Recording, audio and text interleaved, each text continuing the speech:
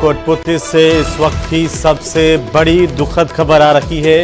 Borewell में फंसी मासूम चेतना को बाहर निकाल लिया गया है, लेकिन डॉक्टर्स ने इसे मृत घोषित कर दिया है।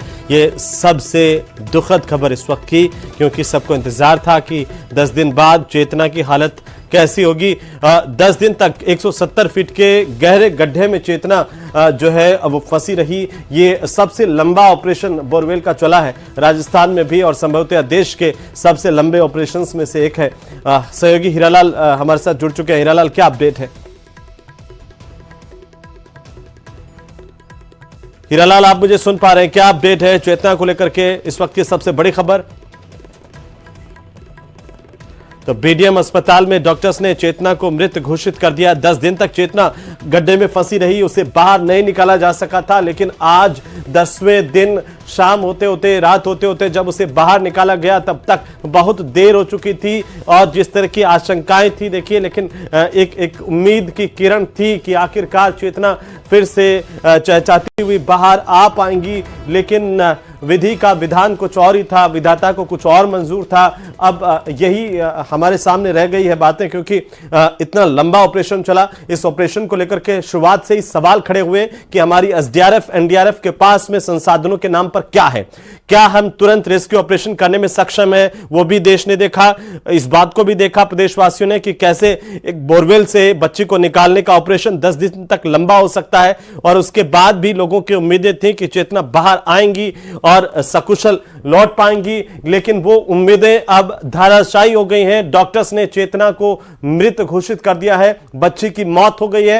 हालांकि तुरंत एम्बुलेंस के जरिए जैसे ही निकाला, उसे अस्पताल लेकर के पहुंचे थे, और इसके बाद अस्पताल में मेडिकल मुआयना किया गया डॉक्टर्स की तरफ से। और अब आखिरकार फाइनली जो सबसे बड़ी खबर मिल रही है, दुखद खबर है प्रदेश के लिए भी, देशवासियों के लिए भी, कि मासूम बच्ची चेतना को नहीं बचाया जा सका। 10 दिन बाद उसे गड्ढे से तो बाहर निकाल लिया गया, लेकिन मौत के मुंह से हम उसे खींचकर नहीं ला पाए, और आखिरकार चेतना जो है अवचेतन में समा गई है। एक लंबे वक्त के लिए हमारे सहयोगी हीरालाल मौके पर मौजूद है। हीरालाल, दुखद खबर है, क्या इसकी पुष्टि हो पाई है? जी बिल्कुल, देखिए इस समय की सबसे बड़ी खबर यही है कि जो बच्ची चेतना जो पिछले 10 दिन से उस बोरवेल के गड्ढे में फंसी हुई थी, आज उसको बाहर तो निकाल लिया गया, लेकिन अभी जो अस्पताल में जो उसको लेकर जाया गया था, वहां मेडिकल टीम ने उसको मृत घोषित कर दिया गया है। तो सबसे बड़ी इस समय की जो अपडेट है, बच्ची की डेथ हो चुकी है। जो बच्ची लगातार 10 दिनों से मौत और जिंदगी की जो जंग लड़ रही थी, वो आखिर वो जंग हार चुकी है। तो कहा जा सकता है कि मेडिकल बुलेटिन द्वारा जो जारी किया गया है मेडिकल एक्सपर्टों द्वारा, उसमें बच्ची की डेथ डिक्लेयर कर दी गई है।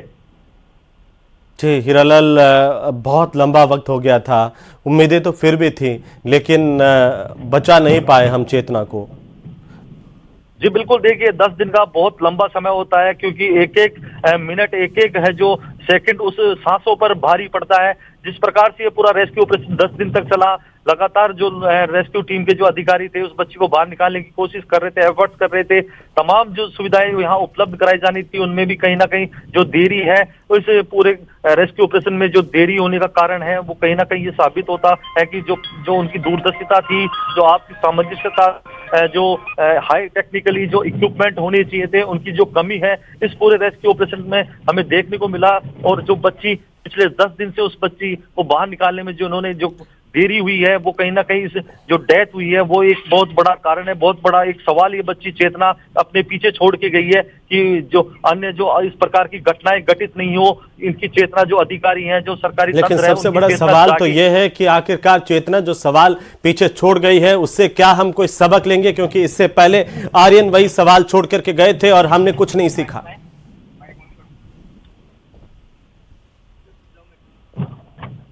हीरालाल,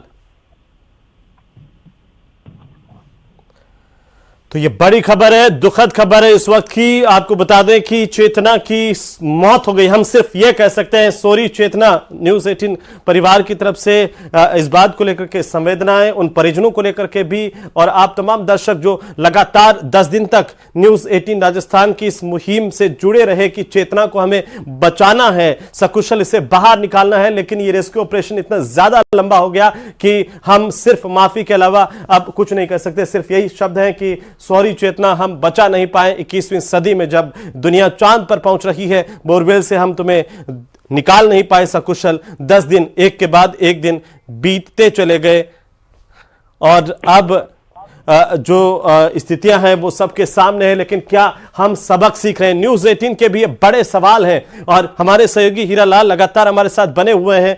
हीरालाल, अब क्या कुछ जानकारी मिल पा रही है कि परिजन कब तक चेतना की डेड बॉडी को लेकर के क्या यहां पर आ पाएंगे? प्रशासन कोई बात कह रहा है क्या? क्यों वजह रही, किस वजह से इतनी लंबी देरी हुई है? क्या हम सबक सीखेंगे?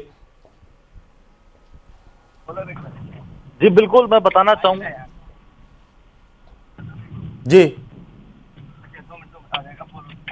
हम सुन रहे हैं हीरालाल। जी बिल्कुल, मैं बताना चाहूंगा कि जो 10 दिन से बच्ची उस बोरवेल के गड्ढे में फंसी हुई थी, उस बोरवेल के गड्ढे में फंसी हुई थी, जो रेस्क्यू ऑपरेशन 10 दिन से लगातार जारी था, वो आज शाम को जाकर पूरा हुआ है। एनडीआरएफ के जो कर्मचारी हैं, जो जवान हैं, उन बच्ची को बाहर निकाल लिया है, लेकिन बच्ची को अब बचाया नहीं जा सका। जो उनकी कोशिशें थी वो काम नहीं आ पाई। जो एफर्ट्स उन्होंने लगाए थे, वो जो एफर्ट्स उन्होंने किए थे, वो किसी काम नहीं आए, क्योंकि इसके पीछे बहुत बड़े सवाल खड़े हो ये चेतना छोड़ गई है कि ये जिस प्रकार से जो इस पूरे रेस्क्यू ऑपरेशन में जो कमियां देखने को मिली है, वो कहीं ना कहीं आगे के लिए सबक होगी। जी जी हीरालाल, प्रशासन पर भी गंभीर सवाल है कि 3.5 घंटे बाद तो रेस्क्यू ऑपरेशन शुरू हो पाया, उसके बाद भी हम कोई डिसीजन नहीं ले पाए, जूझते रहे। कभी हम लोकल टेक्निक अपनाते रहे, देसी जुगाड़ अपनाते रहे, कभी हाई टेक्नोलॉजी अपनाए, इस उधेड़बुन में हम रहे। जी बिल्कुल, देखिए जब बच्ची बोरवेल में गिरी तब स्थानीय स्तर पर जो परिजनों ने अपने स्तर पर उस बच्ची को बाहर निकालने का जो प्रयास किया, बच्ची को रस्सी के सहारे बाहर निकालने की जो कोशिश थी वो नाकाम साबित हुई। इसके बाद उन्होंने प्रशासन को सूचना दी।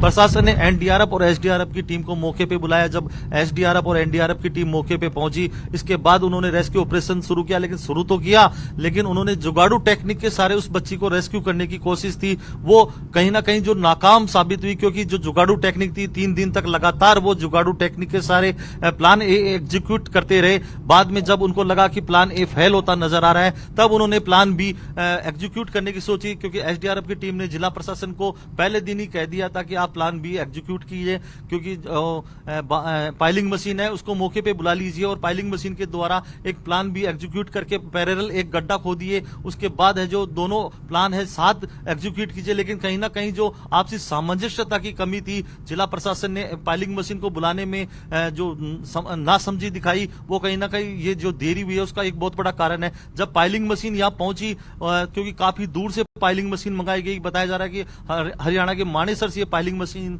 मंगाई गई थी। पाइलिंग मशीन जब यहाँ पहुंची, उसको एक दिन खड़ा रहना पड़ा। उसके बाद उस पाइलिंग मशीन की खुदाई जब चालू की गई तो वो 150 फीट तक की खुदाई करने वाली क्षमता की जो पाइलिंग मशीन थी, लेकिन जो बालिका थी 163 फीट की गहराई में अटकी हुई थी। इसके बाद दूसरी मशीन यहाँ बुलाई गई, तो कहीं ना कहीं कहा जा सकता है कि जो ये दूरदर्शिता का जो अभाव है, जो इस रेस्क्यू ऑपरेशन में जो देरी हुई है, वो कहीं ना कहीं सबसे बड़ा कारण है। हाईली इक्विपमेंट जो इनके पास होनी चाहिए थे, क्योंकि जिस प्रकार से जीपीआर मशीन की सहायता कल से जो जीपीआर मशीन मंगवाकर उसकी लोकेशन मालूम की गई, तो ये दूरदर्शिता का अभाव है। जो हाइड्रोलिक मशीन थी जो इन्होंने मंगवाई थी, वो 150 जो टन क्षमता वाली जो क्रेन थी उसको हटाकर दूसरी जो 200 टन क्षमता वाली क्रेन मंगवाई गई। केसिंग पाइपों को अंदर डालने के लिए जो पूरी प्रक्रिया की गई, तो जितनी तमाम जो देरियां हुई है वो आपसी समझ और आपसी दूरदर्शिता की जो कमियां हैं, वो कहीं ना कहीं ये इस रेस्क्यू ऑपरेशन में देरी का कारण बनी है। जी हीरालाल, पहले दिन से पूरे 10 दिन तक लगातार आपने इस रेस्क्यू ऑपरेशन को न केवल कैमरे की नजर से बल्कि अपनी आंखों से देखा है। वहां पर